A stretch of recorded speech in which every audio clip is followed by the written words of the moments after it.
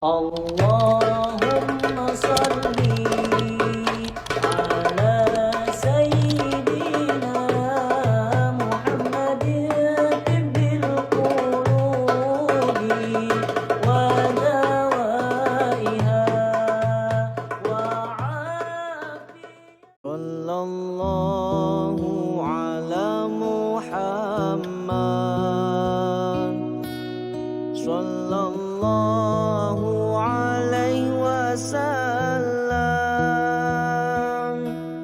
Sallallahu ala Muhammad sallallahu alaihi wasallam. Assalamualaikum warahmatullahi wabarakatuh. Waalaikumsalam warahmatullahi wabarakatuh. Kayaknya kurang kompak nih jawab salam ini. Kita ulangin ya. Assalamualaikum warahmatullahi wabarakatuh. Waalaikumsalam warahmatullahi wabarakatuh.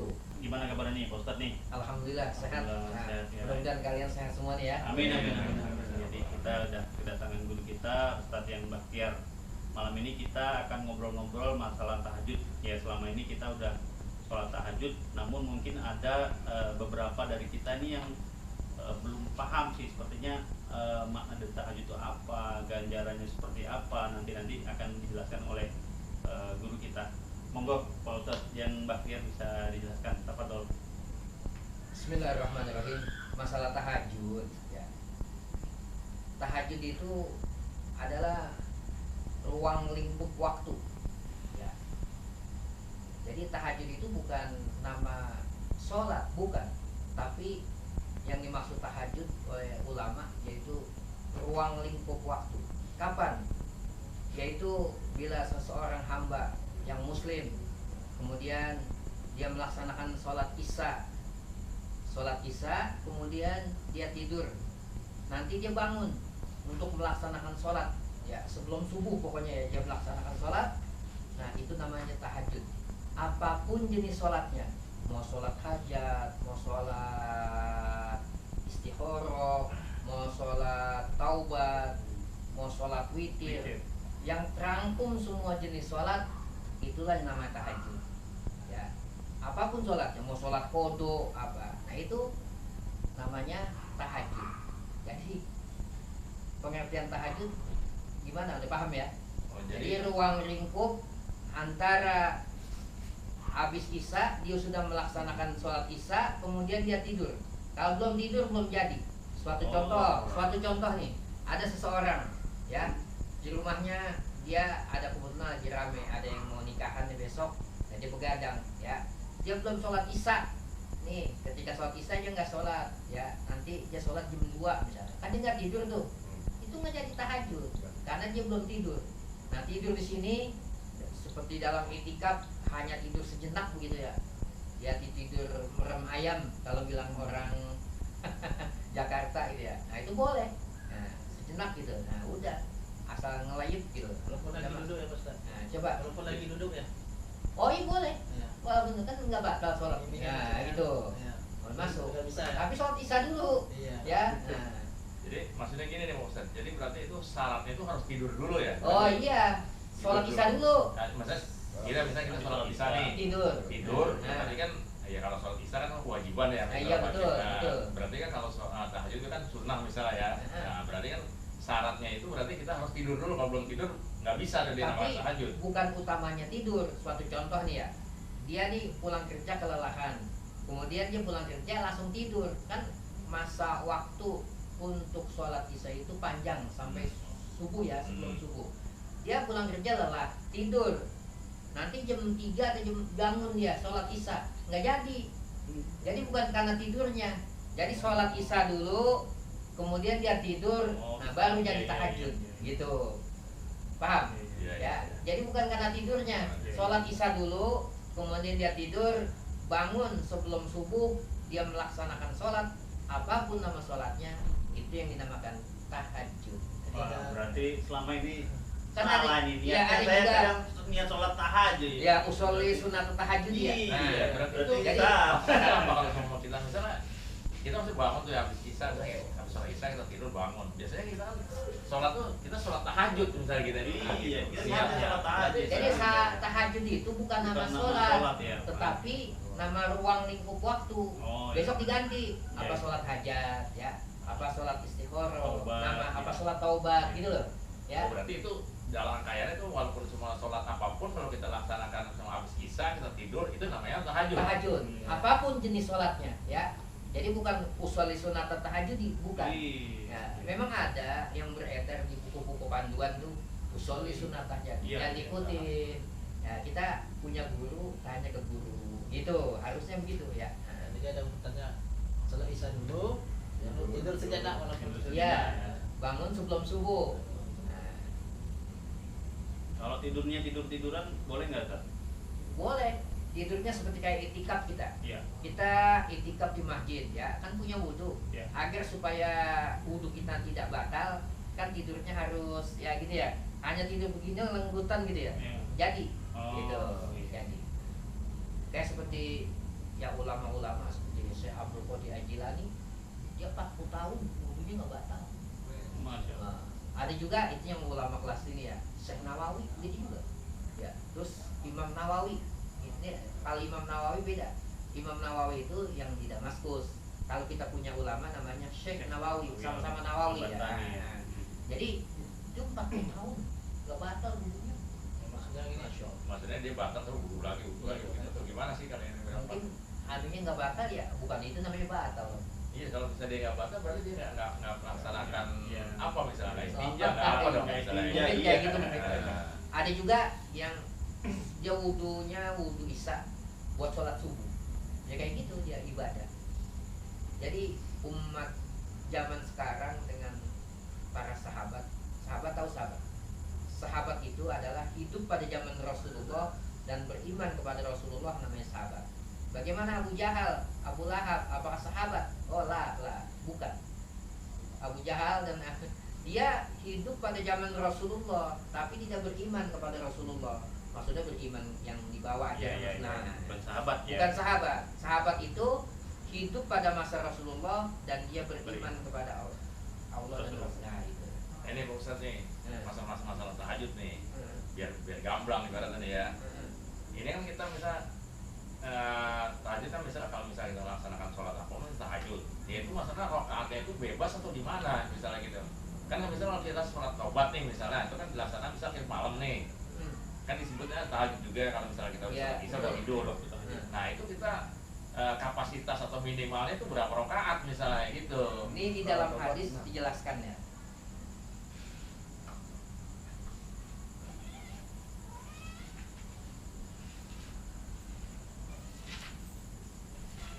Qala Nabi sallallahu alaihi wasallam.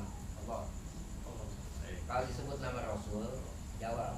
Qala Nabi sallallahu alaihi wasallam. Allah. Alaikum biqiyamil lail walau raqatan. Ya. Biasakan oleh kalian melaksanakan sholat malam walau 1 rakaat. Suatu contoh nih, kita tadi udah sorenya sholat isya, kemudian tidur, kemudian subuh itu kan jam 4 lewat seperempat, kita bangun jam 4. Nah, kita kamar mandi kan, langsung sikat gigi, wudhu, kan masih buru 1 rakaat. Sholat apa? Witir. Usolli rakaatan wahidatan min sunnatul witri. Nah, jadi tahajud. Masya Ya. Jadi jangan ditinggal. Kenapa? Karena ganjarannya sama besar. Ya, kemudian diriwayatkan oleh Abu Hurairah radhiyallahu an, Nabi sallallahu alaihi wasallam bersabda, "Yanzilu Rabbuna azza wajal kulla lailatin ila sama'id dunya." Ya.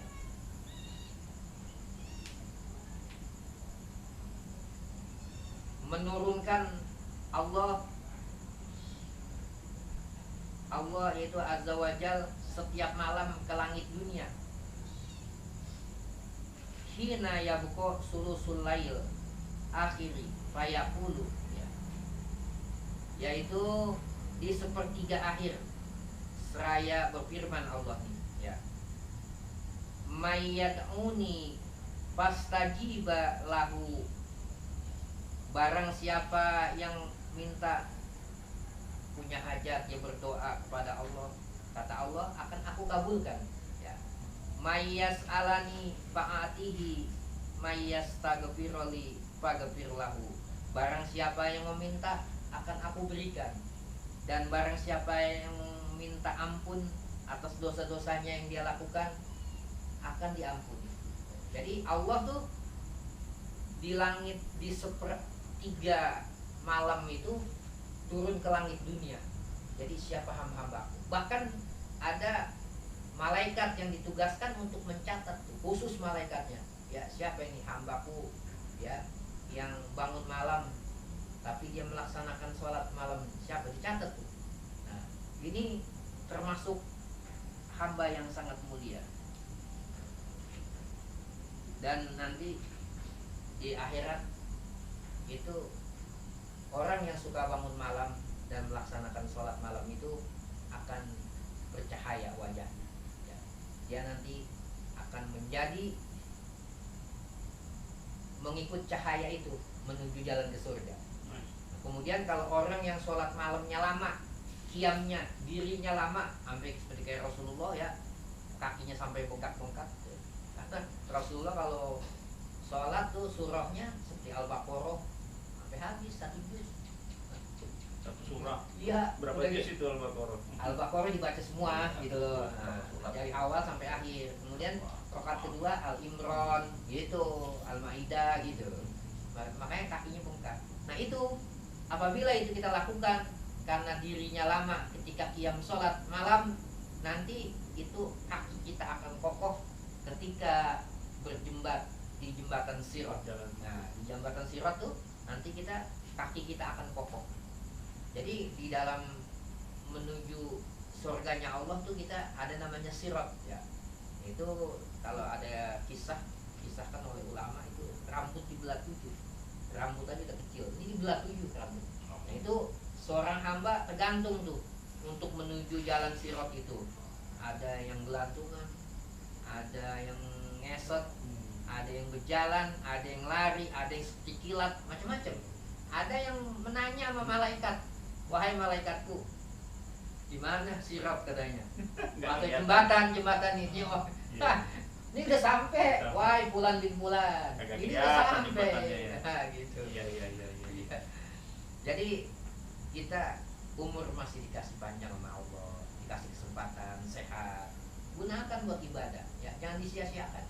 Paling enggak ya, nanti mau menjelang tidur nih ya, baca surat Tabarok, ya, Al-Mulk, ya, cuma 30 ayat. Nah baca, apa gunanya, faedahnya? Faedahnya surat Al-Mulk adalah untuk keselamatan kita nanti di alam kubur. Jika kita wafat, bacanya malam ya, every day, kulla yaumin, setiap malam kita baca malam ya. Pagi kita meninggal, insya Allah aman dari siksa kubur. Ya, siksa kubur itu kalau kita selamat di siksa kubur, insya Allah kesanainya selamat. Apabila di alam kubur itu kita sengsara, kesanainya untuk menuju ke akhirat lebih sengsara lagi. Karena al-qabru awwalu manazilul akhirah, kata baginda Rasulullah, kubur itu adalah pos pertama, pintu pertama menuju akhirat. Di alam kubur, berapa lama orang di alam kubur? Dia nunggu sampai dunia ini kiamat hancur, nanti baru dia akan dihisab, diperhitungkan amalnya. Jadi lebih kepada istiqomahnya sebenarnya ya. Ya, iya tadi satu rakaat aja kata. Ya. Nah, ada lagi. Kalau Rasulullah nanya pada Abu Bakar, wahai Abu Bakar, antum, bahasa kitanya gitu, antum sholat witir ba'da isya apa nanti di sepertiga malam? Akhirnya dia menjawab, ya, wahai Rasul, saya ba'da isya mengerjakannya dari habis isya dia sholat witir. Kenapa? Karena saya khawatir ya, nanti saya takutnya kecapean apa-apa malah hilang sholat witirnya saya gitu loh. Sholat witir itu adalah penutup sholat malam ya. Kemudian dia tanya Rasulullah kepada Sayyidina Umar, wahai Sayyidina Umar ya, bagaimana antum mengerjakan sholat witir? Ya Rasul, saya selalu di sepertiga malam, karena saya tidur jam berapapun saya akan tetap bangun pada jam yang saya inginkan gitu. Jadi Umar kan kalau Abu Bakar kan usianya udah agak dia lebih muda, semangatnya luar biasa dalam ibadah. Jadi boleh sholat witir itu dikerjakan setelah isya. Nah nanti bagaimana kalau nanti seperti sholat taraweh dah ya? Sholat taraweh itu kan habis penutup sholat taraweh kan witir ya. Nah kok witir? Ada isya, ada sholat taraweh ya? Boleh. Nanti bagaimana kalau kita tidur ya, kemudian mau sahur itu kan sholat tahajud ya? Nah apakah witir lagi boleh? Boleh. Witir itu artinya ganjil. Jadi innallaha yuhibbul witri. Sesungguhnya Allah cinta, senang dengan yang ganjil. Jadi bilangannya ganjil. Kalau tadi kita sore melaksanakan sholat taraweh 3 ya, nanti kita mau nambah lagi boleh. Jadi ganjil lagi sampai 11 rakaat. Nah, jadi tambah lagi misalnya 2 kan jadi 5 ya gitu. Boleh gitu. Jadi sholat witir itu kan penutup sholat sunnah ya. Ya benar penutup, tapi kan tadi baru 3 ya. Jadi tambah lagi 2, kalau mau nambah lagi nanti ya gitu. Jadi bukan hanya itu aja, istri juga boleh nambah. Sama istri kita nih, kita tidur malam ya, mendusin nih mau tahajud, ya nambah lagi mah boleh. Tapi sunnahnya wudhu dulu. Coba pertanyaan. Ya. Kalau kita niatnya apa? Double gitu maksudnya, dalam satu surat itu 2 rakaat kan? Nah, Kita niatnya double, maksudnya salat taubat sama salat apa hajat itu, double gitu niatnya, boleh nggak tuh? oh digabung. Gitu, Ah, Jadi digabung. Dalam satu rakaat gitu, Iya, satu dalam 2 rakaat. Dalam 2 rakaat 2 niat. 2 niat Taubat sama hajat. niatnya Boleh. double, boleh. Cuma lebih sempurnanya satu-satu. Jadi ini kan sama-sama kerjaan sunnah ya. Ya, jadi satu pekerjaan 2 niat boleh. Seperti antum baru masuk masjid ya, kemudian pas azan maghrib kan Ya. selesai, itu sholat qobliyah maghrib itu hukumnya ghairu muakkad ya, jadi tidak dianjurkan tapi tidak dilarang gitu. Jadi kita mau ngejain bisa dalam 2 rakaat 2 niat. Pertama karena kita baru masuk ya, usolli tahiyatul masjid. Kemudian niat pertama, yang kedua niat sholat qobliyah maghrib. Nah gitu. Jadi 2 niat 1 pekerjaan. Boleh. Boleh. Oh niatnya jadi 2 kali ya? Iya. Ustaz? Jadi Iya, 2 kali. kalau kita Dalam pakai satu. wa gitu, kalau bahasa Inggrisnya bahasa Arabnya dan itu kan wa, misalnya usolli sunnatal tahiyatul masjid wa sunnatal qobliyah maghrib Maghrib, gitu. ya, boleh. Boleh nggak gitu? Boleh. Oh. Sambung lagi. Jadi 2 niat Iya. 1 pekerjaan. Iya, iya. 1 pekerjaan 2 niat. 2 niat. Boleh. 3 juga boleh ya Pak Ustaz? Nambah. Banyak amat. Kita bingung. Iya, iya. Tujuannya dengan harapan ya gitu pahalanya. Nah, pahala. Kan semakin banyak niat ya. Antum kesini. Pertama niat silaturahim. Kedua ada mau tanya-tanya ya. 3 misalnya apa? Nah, yang baik-baik niat adalah. Nah, itu semakin banyak niat semakin sama sodako. Sodako juga begitu. Kita sodako kita nggak niatkan, tapi kan dapat pahala. Kita niatkan lagi buat diri kita, buat orang tua kita, semua dapat. Tapi nggak mengurangi, gitu loh. Iya, iya. Nilai ininya malah pahalanya nambah. Ini lagi nih Pak Ustadz. Nah, di luar jalur tahajud ya, yang tentang sholat qodho nih ya. Kalau kita misalnya mau qodho nih, misalnya kayak tadi habis sholat isya misalnya kita mau qodho apa nih misalnya gitu, itu niatnya gimana Pak Ustadz? Maksudnya bacaan usolinya gitu misalnya. Oh, yang mau di ini sholat Ya apa? misalnya kita mau sholat qodho subuh nih, Subuh. qodho asar, pokoknya Ya niatnya gini aja. Kalau sebagai subuh ya, Iya. usolli fardhu subhi rakaataini ya, kodoan. Yang Oh, biasa kan iya. artinya kodo, artinya bayar ya. Mengganti. Kalau adaan tunai Tunai. ya, gitu loh. Jadi kalau yang kita kerjakan adaan yang sekarang nih. Iya. Nah kalau yang kita Berarti. tadi kodok, yaitu kodoan. Jadi Bayar. nggak semua kita niat kodok subuh nggak gitu, jadi kodoknya tuh di akhir ya gitu ya ini Di akhir. niatnya. Itu juga boleh dikodok. Kita suatu saat subuh siangan. Maksudnya udah siangannya bukan gini. Biasanya kan kita datang ke masjid pas lagi azan. Ya, bisa sholat sunat sunat fajar. Ya. Ini kita udah komat ya. Kan nggak kebagian. Nah, kita mundur ke belakang. Setelah ini sebelum zikir ya. Nah, sholat kerjain. Jadi kodok. Nah, sunat fajar pun fajar jadi kodok ya? kodok. Karena kan pahalanya gede. Iya, Khairum iya. min apa? Sholatul fajri khairum minad dunya wa ma fiha. Sholat fajar itu pahalanya yang Allah berikan alam dunia beserta isinya lebih kalah melebihi itu. Sekarang jadi yang jadi tadi juga gini nih, antara sholat fajar yang dibilang sholat fajar sama sholat qobliyah subuh itu sebetulnya sama Pak? Sama. Nah, gitu. Uang, duit, piti sama ya. Iya, iya. Nah, sama cuma namanya aja. Iya. Nah, sama. Jadi niatnya bukan qobliyah subhi tapi fajar. Boleh. Oh, qobliyah subhi juga boleh. Boleh. Kan tadi duit, uang sama enggak? Iya, iya. Nah, Nah, itu sekarang suka jadi rancu itu ya. Iya. Gitu, ya. Jadi kalau dilaksanakan sedang sholat subuh boleh ya? Bodoh jadinya. Wajar boleh kalau emang ketinggalan. tinggal kodok. Kodok. Tapi Tapi ada juga ada pandangan-pandangannya sholat subuh setelah sholat subuh ada juga sholat gimana boleh itu lain lagi kan ya. jadi gini, Iya, iya. ada sebagian orang, bukan sebagian orang, emang ada kaulnya.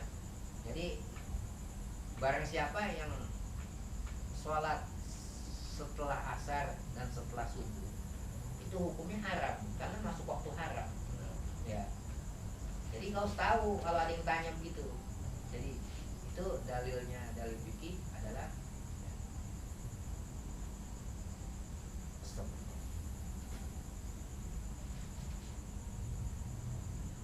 Man sholat ba'dal asri wa ba'da subhi, ya,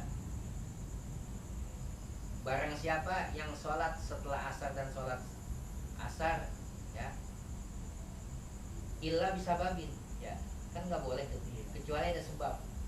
Ada sebab boleh. Tadi sebabnya apa? Sebabnya kan tadi ketinggalan, jadi dikodok, ya. Oh, iya. Jadi kayak jenazah nih, dia boleh ngelarang gitu, tapi giliran jenazah dia laksanakan, haram hukumnya. Nih kalau sholat jenazah, ketika mau melaksanakan sholat asar, dia di mana-mana, yang harusnya dibetulin nih, seorang ulama ngasih pandangan. Ya. Jadi ketika pelaksanaan sholat jenazah, mau sholat asar, kemudian jenazah udah ada, seharusnya jenazah dulu. Jangan sholat asar dulu. Tadi kan hukumnya habis sholat asar, melaksanakan sholat haram hukumnya. Ini kena haram hukumnya. Kecuali kan ilah bisa babin, ya. Kecuali ada sebab. Sebabnya ketika sholat asar dia belum selesai, belum siap mandikannya, boleh. Mana ada sebab, gitu. Sama sebab mutaqaddimin, ya. Sebab yang didahulukan. Pokoknya ada sebab boleh. Nih, habis asar, ya, habis subuh. Nih, antum masuk masjid. Kan kita adabnya sholat sunat tahiyatul masjid. Ini kan habis asar. Haram dong. Oh, enggak. Karena ada sebabnya. Sebab saya masuk masjid harus adabnya Gitu. sholat tahiyatul. Nah, gitu, kayak gitu. Ini boleh juga sholat qobliyah asar setelah asar. Ya. Boleh, ada sebabnya. Bayar foto boleh. Yang penting ada sebab. Ada sebabnya yang penting. Ya. Iya, iya. Iya, alhamdulillah tadi menarik kultum kita pada malam hari ini ya. Nanti bagi jamaah yang mungkin masih ingin bertanya, silakan nanti tulis di kolom komentar ya di channel YouTube kami. Ya, cukup sekian Ustaz ya. Ya. Kita akhiri semuanya. Wabillahi taufiq wal hidayah. Wassalamualaikum warahmatullahi wabarakatuh. Waalaikumsalam warahmatullahi wabarakatuh.